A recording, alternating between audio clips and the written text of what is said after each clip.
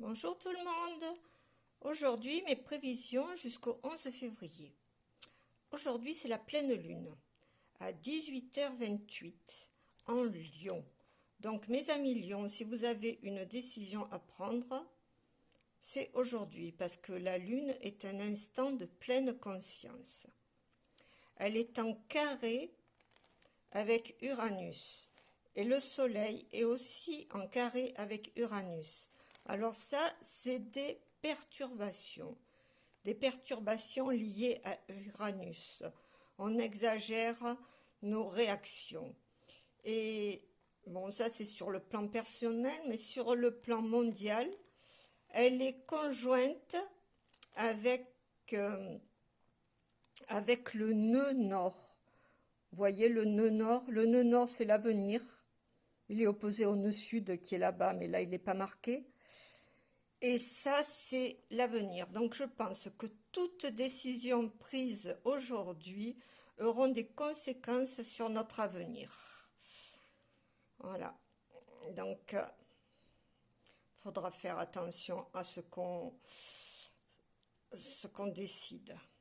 Bon, en attendant, le soleil, il est toujours en Verseau, conjoint avec Uranus.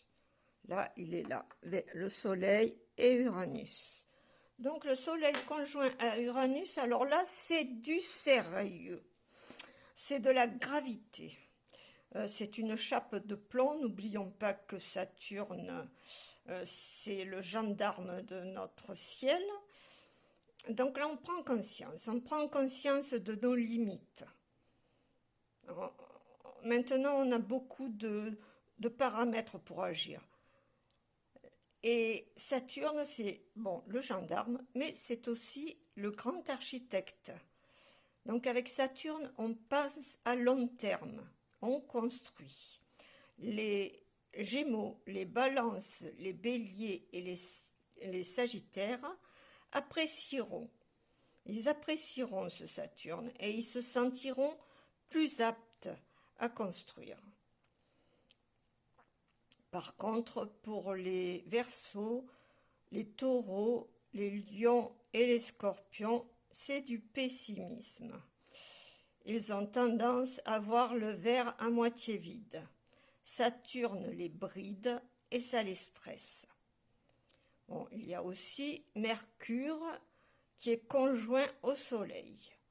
Ça, c'est une forte énergie psychique qui nous fait voir clair.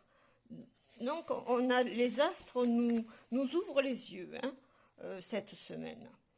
Bon, ça va beaucoup aider les Capricornes, les Poissons, les Taureaux et les Vierges, du troisième décan. Mais un petit peu moins les Cancers, les Béliers et les Balances, qui vont mal vivre de découvrir le vrai visage de certains. Il y a aussi Vénus. Vénus qui est en sextile avec Uranus. Ça, c'est de l'imprévu côté cœur. Je trouve il y a une phrase de Georges Bataille qui illustre parfaitement cet aspect. C'est